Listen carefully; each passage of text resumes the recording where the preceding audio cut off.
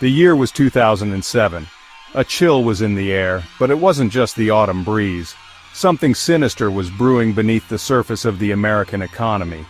It began as a whisper in Wall Street's halls, a flicker of unease among seasoned traders. Numbers didn't add up.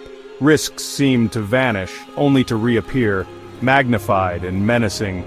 Few outside those gilded cages paid attention. The housing market was booming, or so it seemed. But behind the facade of new construction and easy credit, a darkness was taking root. The American dream, home ownership, security, was being repackaged, resold, and perverted. The whispers grew into warnings, but for many they came too late.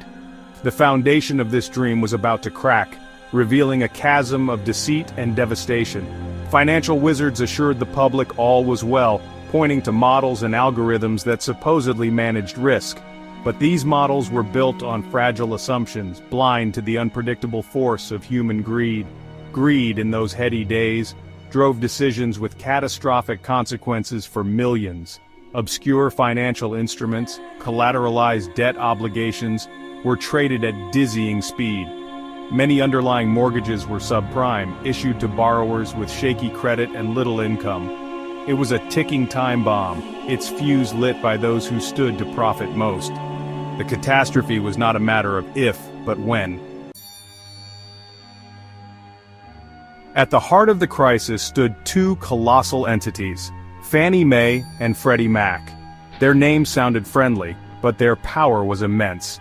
These government-sponsored enterprises, or GSEs, were created to provide liquidity and stability to the U.S. housing market. They bought mortgages from lenders, packaged them into securities, and sold them to investors. For decades, Fannie and Freddie were seen as pillars of the financial system, making the 30-year fixed-rate mortgage a reality. Their bonds, backed by an implicit government guarantee, were considered nearly as safe as U.S. Treasuries. This allowed them to borrow cheaply and keep mortgage rates low. But these giants developed an insatiable appetite. As the housing boom accelerated, Fannie and Freddie dove into riskier markets, buying billions in subprime and Alt-A mortgages. The pursuit of profit and market share overshadowed caution. Executives were handsomely rewarded as their portfolios ballooned with risky loans. The implicit government guarantee created a moral hazard. They could take on enormous risks, knowing taxpayers would likely bail them out. Their success was built on a precarious foundation. By purchasing risky mortgages, they freed up capital for banks to make even more loans, fueling the bubble. The American taxpayer became the unwitting backstop in a dangerous game. The pillars of the dream were starting to crack, and the consequences would be felt by all. Inside Fannie Mae and Freddie Mac, the focus was on numbers, meeting Wall Street's relentless expectations. Executives like Franklin Raines and Richard Siren faced pressure to keep profits soaring. Investigators would later allege accounting maneuvers designed to smooth earnings and trigger massive bonuses. Publicly, they downplayed their exposure to risky loans. Internally, they knew the truth. Optimistic pronouncements lulled investors into a false sense of security. The allure of multi-million-dollar bonuses proved intoxicating. Reports later detailed accounting irregularities to inflate profits and trigger payouts. Short-term gains for those at the top overshadowed the long-term health of the institutions. The trust placed in them by the American people was about to be shattered.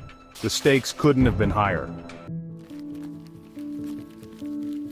Mortgage-backed securities from Fannie Mae, Freddie Mac, and Wall Street were presented as marvels of financial engineering. Investors poured trillions into these instruments, trusting credit ratings agencies that often gave them AAA ratings. But this illusion of safety was built on faulty assumptions and misrepresentations. The core premise housing prices would always rise, and even risky borrowers would pay. When the market faltered, diversification offered little protection. Executives, aware of deteriorating standards, continued to buy and guarantee risky mortgages.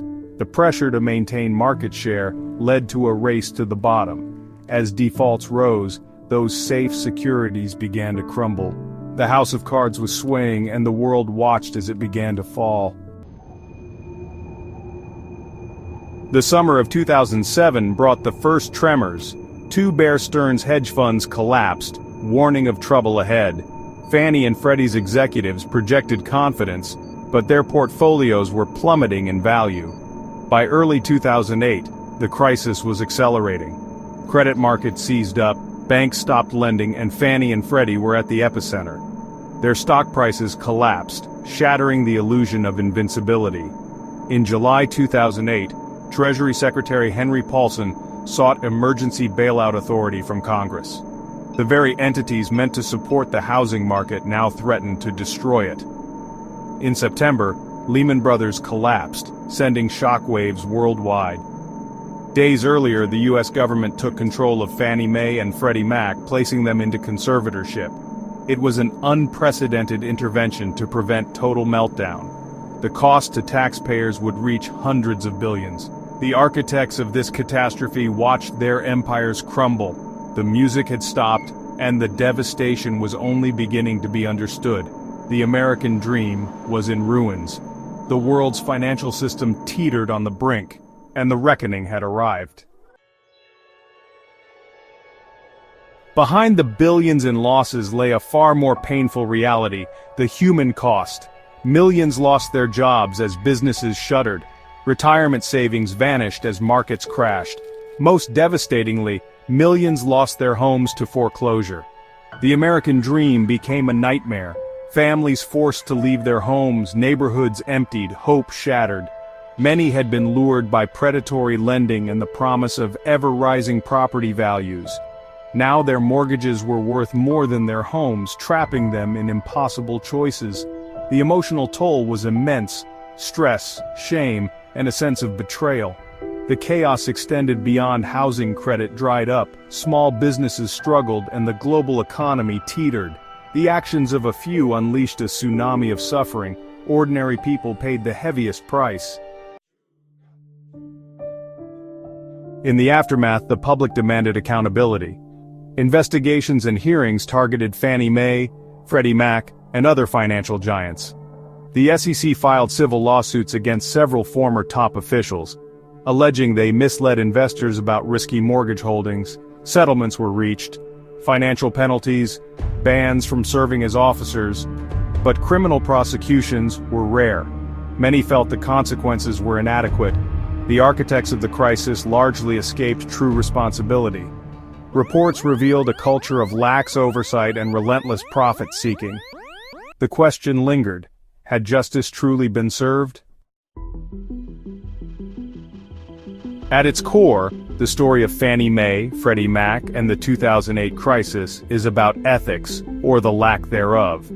Unchecked ambition and greed trumped concern for stability or the public good. The mission to support homeownership was twisted into a vehicle for risky bets and inflated profits.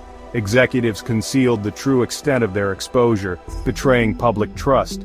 When the house of cards collapsed, taxpayers bailed out the institutions while many responsible walked away wealthy. The crisis exposed the dangers of a corporate culture where profit trumps ethics. It was a stark lesson in how easily the pursuit of individual gain can lead to collective disaster. More than a decade later, the scars of 2008 remain. Regulations like Dodd-Frank were enacted, but the forces that led to the crisis, greed, complexity, and regulatory capture, persist. Human nature hasn't changed. The allure of wealth still clouds judgment. Financial innovation continues, creating new risks that are hard to regulate. Complacency can set in, and the lessons of the past can fade. The shadow of unchecked corporate power is long. Vigilance, robust regulation, and ethical leadership are essential safeguards. Without them, the next storm could be just as devastating.